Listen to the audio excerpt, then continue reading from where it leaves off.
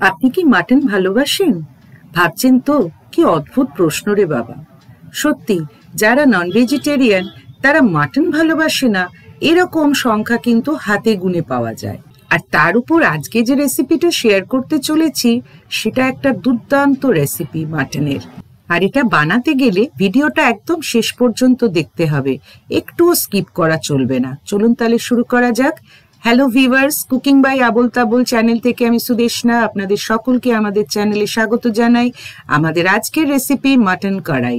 এই রেসিপির জন্য 500 গ্রাম মাটন আমি পরিষ্কার করে ধুয়ে জল ঝরিয়ে রেখেছি। যদিও জানি মাটন ধুলে তার টেস্ট কমে যায়, কিন্তু না ধুয়ে খাবার কথা ভাবতে পারি না। এবার কড়াইয়ের একটা মশলা তৈরি করব।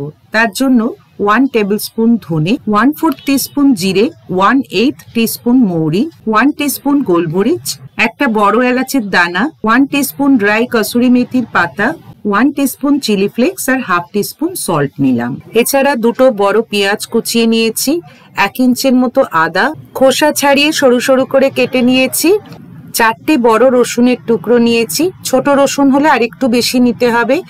এরপর নিয়েছি দুটো মিডিয়াম সাইজের টমেটো। টমেটোগুলো আড়াআড়ি ভাবে কিছুটা কেটে নিয়েছি, কারণটা আমি পরে বলছি। 4-5টা কাঁচা লঙ্কা আর কিছুটা ধনেপাতা কুচিয়ে নিয়েছি এবং তার ডাঁটিগুলোও কুচিয়ে রেখেছি। এই ডাঁটিগুলো পরিষ্কার করে কুচিয়ে রান্নায় দিলে তার একটা আলাদা টেস্ট পাওয়া যায়, বিশেষ করে এই ধরনের রান্নায়। এবার একটা প্যান গরম করে মশলাগুলো ড্রাই রোস্ট করে নেব, তবে চিলি ফ্লেক্স আর কসুরি মেথিটা এখন অ্যাড করব না। একদম লো ফ্লেমে মশলাগুলো নাড়বো। অল্প একটু সল্ট অ্যাড করলাম। মশলাগুলো কোনোভাবেই যেন পুড়ে না যায় সেটা কিন্তু খেয়াল রাখতে হবে। মশলার খুব সুন্দর একটা গন্ধ বেরিয়েছে। এবার গ্যাস অফ করে মশলাগুলো ঠান্ডা করে নিয়ে মিক্সিতে গুঁড়ো করে নেব। তবে মশলাগুলো কিন্তু একেবারে মিহি পাউডারের মতো করব না, একটু দানা দানা থাকবে। এবার একটা প্রেসার কুকারে 4 to 5 টেবিলস্পুন রিফাইন্ড অয়েল গরম করে নিচ্ছি। তেল গরম হয়ে গেছে, তাই দারচিনি আর একটা তেজপাতা দিয়ে দিচ্ছি। এই দারচিনি আর তেজপাতাটা তেলের মধ্যে সামান্য একটু নাড়াচাড়া করে নিয়ে কোচানো পেঁয়াজটা দিয়ে দিচ্ছি।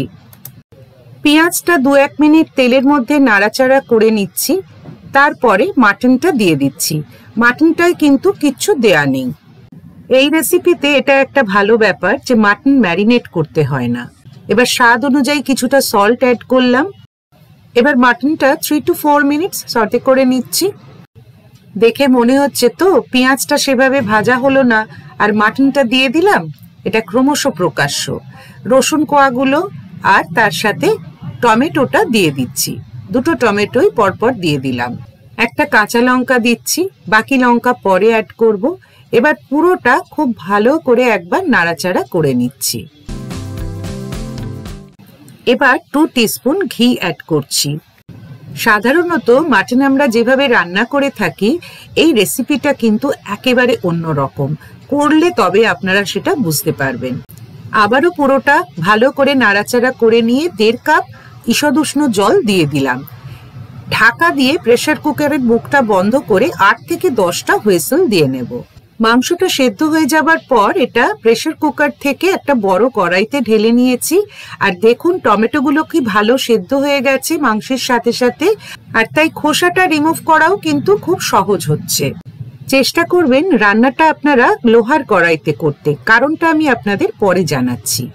এবার মডারেট হিটে মাটনটা রান্না করতে হবে। তখন বলেছিলাম যে রান্নাটা লোহার কড়াইতে পারলে করতে, কিন্তু কারণটা বলা হয়নি। লোহার কড়াই না ইউজ করলে হিন্দিতে যেটাকে বলে ভুনাই, সেটা ননস্টিকের কোনো কড়াইতে করাটা কিন্তু একটু মুশকিলের আছে। এবার 1/4 টিস্পুন হলুদ গুঁড়ো আর 1 টিস্পুন কাশ্মীরি লাল লঙ্কার গুঁড়ো দিয়ে দিলাম। দিয়ে আবারও খুব ভালো করে পুরোটা মিশিয়ে নিচ্ছি। মাটনটা এমনভাবে সেদ্ধ করতে হবে যাতে মাটনটা নরম হবে কিন্তু গলে যাবে না। কুকারে কটা সিটি দিলে মাংস একেবারে গলে যাবে না সেটা কিন্তু তার কোয়ালিটির উপরে ডিপেন্ড করে। কোনো কারণে যদি দেখেন মাটন খুব বেশি গলে গেছে, তাহলে মাটনের পিসগুলো তুলে রেখে তারপর রান্নাটা এইভাবে করবেন। স্বাদ অনুযায়ী কিছুটা সল্ট অ্যাড করলাম। রান্নাটা করাকালীন ঢাকা দেওয়ার কিন্তু দরকার নেই, শুধু খুন্তি দিয়ে সমানে এইভাবে নাড়তে থাকবেন। 2 চামচ ফ্যাটানো টক দই দিয়ে দিলাম। খুন্তি দিয়ে এইভাবে সমানে নাড়তে নাড়তে একটা সময় দেখবেন গ্রেভিটা অনেক ঠিক হয়ে এসছে। কালারটাও দেখেছেন তো কি সুন্দর আস্তে আস্তে চেঞ্জ হয়ে যাচ্ছে। এবার 1.5 থেকে 2 চামচ তৈরি করে রাখা কড়াইয়ের যে মশলা সেটা দিয়ে দিলাম। 1 টিস্পুন চিলি ফ্লেক্স অ্যাড করলাম। আস্তে আস্তে অয়েল রিলিজ করছে। দেখুন গ্রেভির টেক্সচারটা কি দারুণ লাগছে। মাটনের এই রেসিপিটা কিন্তু একটু শুকনো গা মাখা হবে।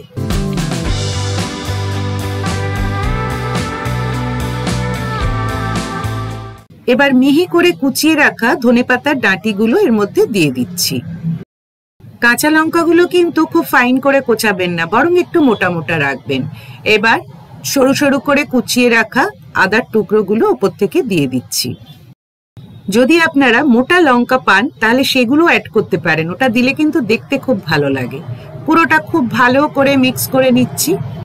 রান্নাটা শেষ হতে কিন্তু খুব বেশিক্ষণ আর বাকি নেই। এবার 1 টিস্পুন ক্রাশড কসুরি মেথি আর তার সাথে কুচনো ধনেপাতা দিয়ে দিচ্ছি। যারা স্পাইসি ফুড ভালোবাসেন তাদের জন্য এটা কিন্তু একটা আইডিয়াল রেসিপি। রুটি, পরোটা, নান যা দিয়েই খাবেন এটা খেতে দুর্দান্ত লাগে। তবে আমার পার্সোনালি রুমালি রুটি দিয়ে খেতে কিন্তু এটা খুব ভালো লাগে, আর তার সাথে একটু স্যালাড হলে তো কথাই নেই।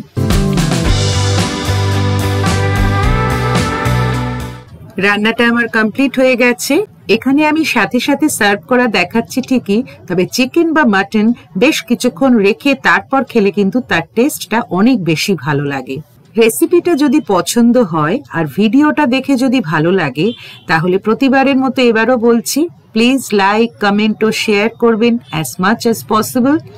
আর যারা এখনো আমাদের চ্যানেল সাবস্ক্রাইব করেননি তারা প্লিজ আমাদের চ্যানেলটা সাবস্ক্রাইব করবেন আর পাশে থাকা বেল বাটনটি অবশ্যই প্রেস করবেন, যাতে যে কোনো নতুন ভিডিওর নোটিফিকেশন সবার আগে আপনার কাছে পৌঁছে যায়। সবাই খুব ভালো থাকবেন। Thank you.